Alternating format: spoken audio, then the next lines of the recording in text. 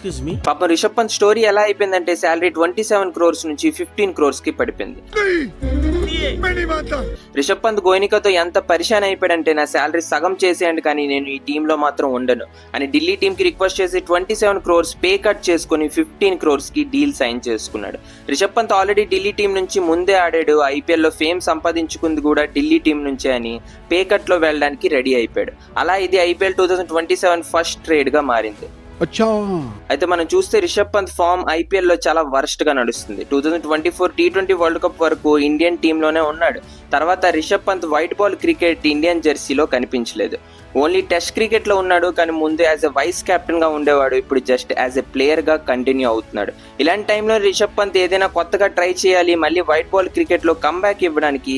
అందుకే LSG team నుంచి బయటకు వెళ్లి తన హోమ్ టీం ఢిల్లీలో మళ్ళీ అదే ఫామ్ గెయిన్ చేసుకొని కంబ్యాక్ ఇద్దామని పే కట్ లో రెడీ అయ్యాడని సోర్సెస్ వల్ల తెలిసింది. దీనికి ఎక్స్చేంజ్ లో కుల్దీప్ యాదవ్ ని లక్నోకి ఇచ్చేసారు. అండ్ కుల్దీప్ శాలరీ ఢిల్లీలో 13.5 crores ఉండాలి, లక్నోలో కూడా సేమ్ లోనే ట్రేడ్ అయ్యాడు కుల్దీప్. అయితే లక్నోలో పంత్ శాలరీ 27 crores ఉండాలి. కుల్దీప్ యాదవ్ 13.5 crores కి వచ్చాడు లక్నోకి.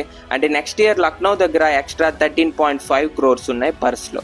డబ్బుల కోసం పక్కన పెడితే ఈ రెండు టీమ్స్ ఐపీఎల్ టైటిల్స్ కోసం నెక్స్ట్ ఇయర్ లో ప్రాపర్ స్ట్రాటజీ వేశారు. ఎందుకంటే ఈ రెండు టీమ్స్ దగ్గర ఇప్పటిదాకా ఐపీఎల్ టైటిల్స్ లేవు. అయితే రిషబ్ పంత్ ఈ మూవ్ తో ఐపీఎల్ హిస్టరీలో సెకండ్ ప్లేయర్ అయ్యాడు శాలరీ కట్ చేసుకుని వేరే టీం కి వెళ్లిన లిస్ట్ లో.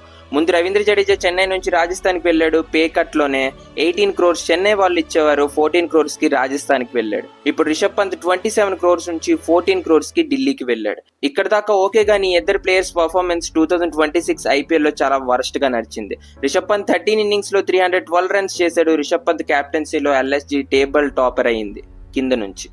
అలానే కుల్దీప్ యాదవ్ 2026 లో పర్ఫార్మెన్స్ 11 matches లో 7 wickets తీసి 10+ ఎకానమీతో రన్స్ అయితే ఇచ్చాడు. కానీ ఓవరాల్ గా కుల్దీప్ యాదవ్ ఢిల్లీలో మంచి పర్ఫార్మెన్స్ అయితే ఇచ్చేవాడు. ఓవరాల్ గా ఢిల్లీ టీం నుంచి కెరియర్ లో 65 matches లో 72 wickets తీసాడు. అయితే ఇక్కడ ఓన్లీ ఓనర్స్ కి మాత్రమే ప్రాఫిట్ అవ్వలేదు, ప్లేయర్స్ కి కూడా చాలా ప్రాఫిట్ అయింది. ఎందుకంటే కుల్దీప్ కి లక్నో గ్రౌండ్ చాలా సూట్ అవుతుంది స్పిన్ కి.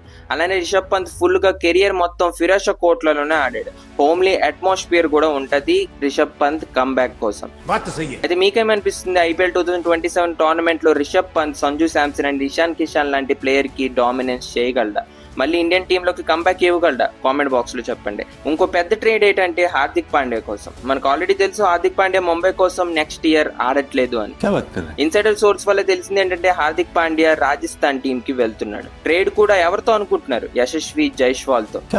ఎస్, రాజస్థాన్ టీం జైస్వాల్ కి ఇచ్చి హార్దిక్ ని తీసుకుంటుందని న్యూస్ అయితే వినిపిస్తుంది.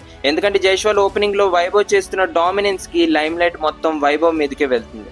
జైస్వాల్ కూడా ఇప్పుడు యంగ్ ప్లేయరే, జైస్వాల్ కూడా లైమ్ లైట్ కావాలి. ఒకవేళ ముంబైకి వెళ్తే ఓపెనింగ్ లో ఆడే ఛాన్స్, ప్లస్ ముంబైకి వెళ్తే లైమ్ లైట్ కూడా దొరుకుతుంది జైస్వాల్ కి. ప్లస్ ముంబై కూడా ఈ యంగ్ ప్లేయర్ తో లాంగ్ టర్మ్ కోసం కూడా ఆలోచించవచ్చు. అయితే హార్దిక్ పాండ్యా రాజస్థాన్ టీం కి వెళ్తాడా లేదా వేరే ఏదైనా టీం మీద గెస్ ఉందా? కామెంట్ బాక్స్ లో చెప్పండి. మళ్ళీ కలుద్దాం. జై